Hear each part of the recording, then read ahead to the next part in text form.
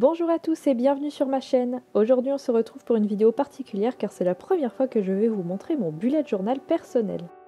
Et je suis super contente de vous retrouver pour une vidéo de la mise en place du mois d'octobre. Et oui, octobre arrive à grands pas et ça me semblait nécessaire de sortir cette vidéo maintenant.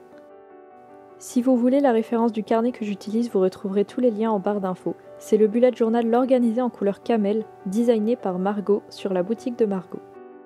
Ce carnet, je le trouve vraiment idéal de par ses pages blanches, ses feuilles épaisses, ses marque-pages. Il y a vraiment tout ce qu'il faut dedans et je m'en passerai vraiment plus à l'avenir.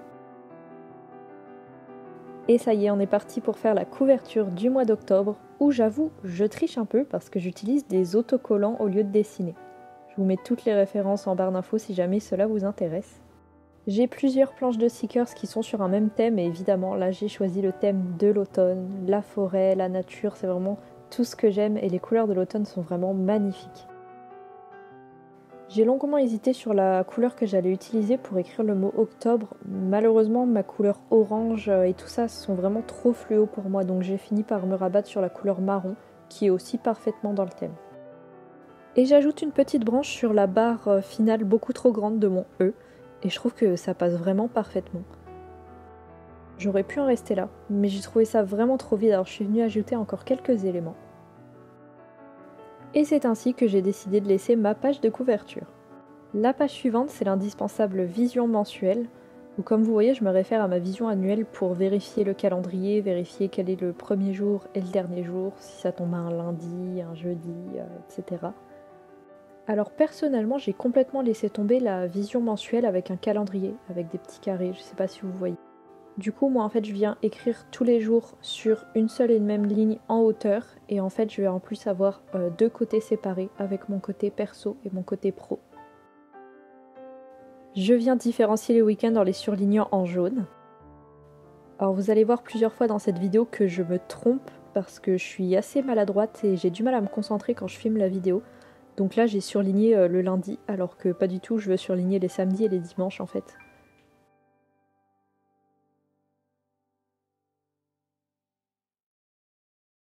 Et là, c'est le moment un petit peu magique où une mise en page pas forcément esthétique va le devenir en rajoutant les autocollants. Les stickers pour moi c'est vraiment quelque chose qui a changé ma vie en bullet journal parce que vraiment le bullet journal j'aime l'utiliser quand il est beau, or je sais pas forcément bien dessiner et quand je dessine bien en fait même je suis tellement pointilleuse que ça me plaît souvent pas et là ça donne vraiment un côté super joli. Et j'en ai terminé pour ma petite vision mensuelle. Et on passe désormais à ma double page préférée, c'est la double page de notes. Rien de plus simple, je viens juste mettre des stickers sur tous les coins pour faire un petit cadre, mais je laisse tout complètement vide. Et en fait, ce que j'adore, c'est que c'est ici que je peux venir complètement me défouler. Dès que j'ai une idée, je viens la noter et il n'y a rien de plus simple et en même temps, c'est tellement la page que j'utilise le plus. Et là, je suis venue utiliser des stickers des animaux de la forêt, qui sont toujours un petit peu dans les couleurs d'automne. C'est vraiment super sympa. Et on enchaîne tout de suite avec une première mise en page de la semaine, avec des petits cadres tout simplement.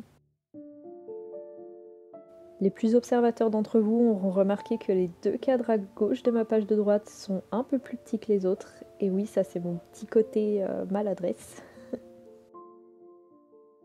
En haut des cadres, je viens rajouter une petite en-tête de couleur. J'ai choisi la couleur marron, alors j'avoue que c'est pas celle qui fait ressortir le plus le texte, mais malheureusement mes autres couleurs sont vraiment trop fluo et je les aime pas trop à vrai dire.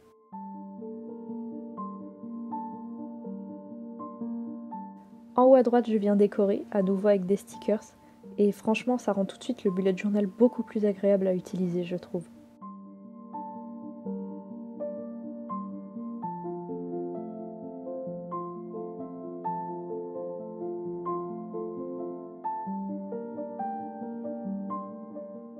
Et on a terminé pour la première mise en page de la semaine, et on passe à la suivante, où là je réutilise quelque chose que j'avais déjà fait dans mon ancienne vidéo, où je sépare tout simplement en deux les deux pages.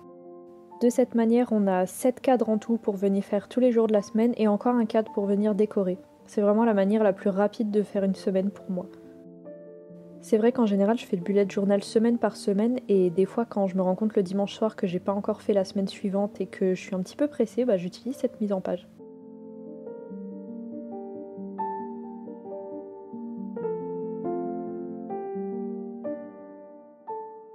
J'ai failli arrêter mes mises en page de semaine juste ici, puis j'ai vu cette couronne de tournesol et je me suis dit qu'elle serait absolument parfaite pour faire des cadres tout autour.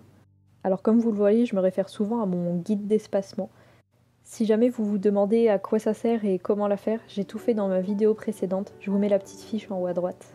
Grâce à ce guide d'espacement, j'ai pas besoin de venir recompter tous les carreaux de la page ou la mesurer pour la diviser en parts égales. Là, j'ai déjà tout noté dans mon guide d'espacement, alors je viens juste vérifier les valeurs et je les retranscris au crayon de papier. Ensuite, je viens faire des en-têtes à chaque jour de la semaine et je relie tous les traits à la couronne de fleurs en fait.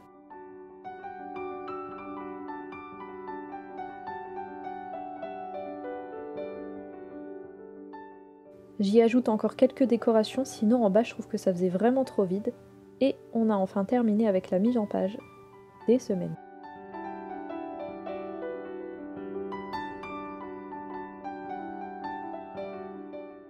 Et voilà, j'ai terminé de mettre en place mon mois d'octobre. Un mois d'octobre aux couleurs d'automne évidemment. Alors excusez mon cadrage pour cette partie, il n'est pas très optimal.